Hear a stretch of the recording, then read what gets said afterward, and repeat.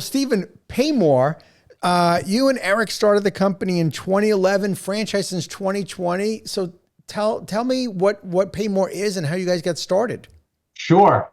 So Paymore is a store, a local store that people can buy, sell, trade, and recycle electronics. Even though we've been franchising since 2020, we've been together now, our journey, Eric and I, for 20 years this year. Wow. We started in 2004, where we partnered on our initial secondhand store operation. We weren't focusing on electronics at that point in time. And we had a number of different service lines that we don't incorporate today, like consignment. So we initially ran that business from 2004 to 2010 for about 5 or 6 years. We did way more wrong than we did right, but we learned a lot.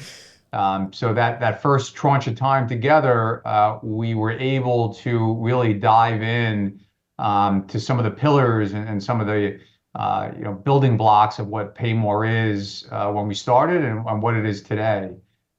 We learned over that time, and this was getting into about 2010, electronics at that point in time was switching from a need to a necessity, right? Everyone had to have them, and everyone had it in their hands. It was by far our most voluminous product during that first stretch, especially towards the end. Certainly our most profitable product. Eric, my partner, also has a very deep background in electronics and coding and software, so it was a good fit there. And really, we wanted to not only focus on electronics because it was something that everyone had at their fingertips, and it was really coming into its own, but there really wasn't a lot of optionality out there at that point in time, and there really still isn't now outside of what we're doing, right? So if you want a phone, you go to Apple and you pay $3,000 for a phone, or you go to Best Buy and you get a gift card and you have to buy off their shelves new. So you get caught in that cycle. There's no place where you can go to a place and get last year's version, or have optionality in pricing and different options on the store level. So we wanted to provide that optionality to the masses, and that's what we've been doing since then. And then the other pillar that we learned is the secondhand industry as a whole. And again, outside of what we're doing, the secondhand industry back then and today, it's highly stigmatized. You think of secondhand industry, you think of pawn shop, right? You think of kind of seedy, kind of a bad location, something you wouldn't want your wife or your daughter to go to. You think of bad deals or one-sided deals. Eric and I grew up in middle class families in Long Island, New York, and if there was a comfortable place for a secondhand market, especially for electronics and gaming, that we would get a fair deal, that was in a nice storefront, educated people working behind the counter, I think our families would have been there every week. So we really wanted to just disrupt the entire secondhand industry as a whole, the mindset, the experience, and really just revolutionize the way a secondhand store is looked upon and is visited. So we really took those two pillars, from that first stretch, and we said, listen, let's repermutate the business, let's rebrand the business, and focus on those two pillars. And that's what we did. In 2011, we took those kind of ideals and we rebranded the business as Paymore in 2011 in Massapequa, New York, a brand new store that still stands as our corporate store today. Wow. I love that you said early on, we made a lot of mistakes. I'm going to guess that you made a lot of mistakes, but you learned from them and you probably didn't make the same mistake 2 or 3 times, right? Yeah, that's Eric and I's moniker is that, if we make the same mistake twice, just shame on us. So Yeah. I think that kind of takes us into like the next evolution of Paymore. When we started in 2011, the last piece of the puzzle was actually the software, the POS system. Okay.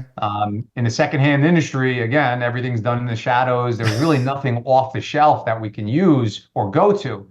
So going back to Eric's background again, which is heavy into the coding and technology. So listen, I'm just going to build it myself. I'm building our POS system. I'm building the spine of our business. And today, fast forward now 13, 14 years, it's revolutionary.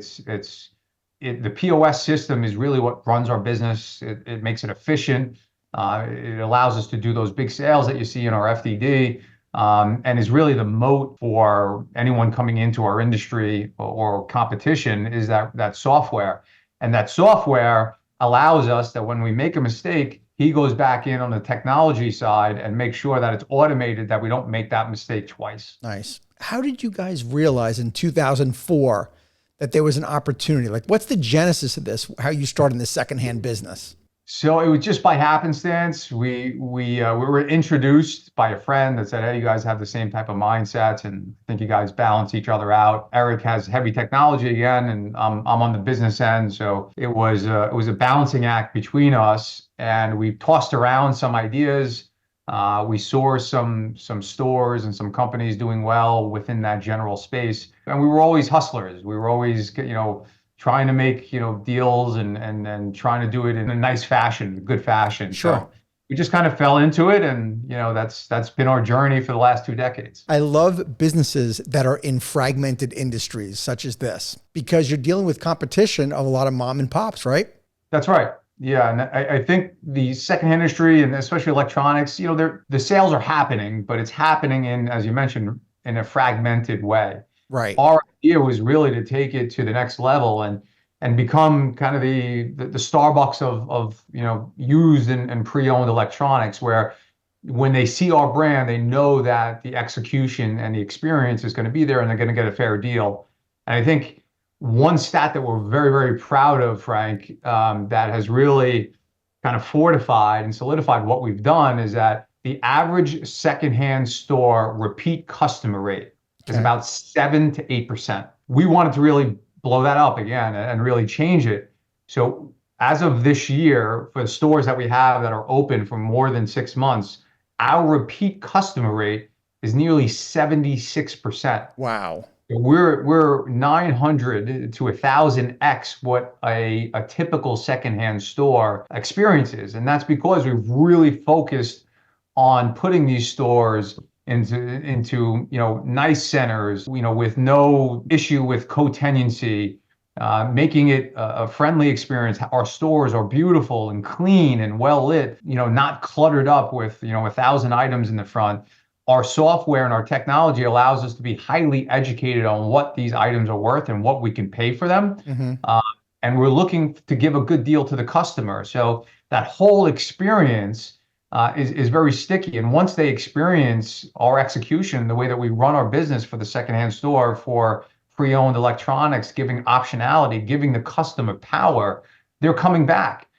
So that's just kind of a pat on the back that what we set out to do in 2011, fast forward now in 2024, we've executed that on each one of these areas that we've opened the store, which now we have 25 open, but now that we have 99 that are in the system under development, it's only a matter of time where we get that critical mass and we get that exposure throughout the country, where it's going to be a known brand. Right now we have that awareness where we put these stores. We typically become the highest secondhand grossing store in that area, in the first year or so.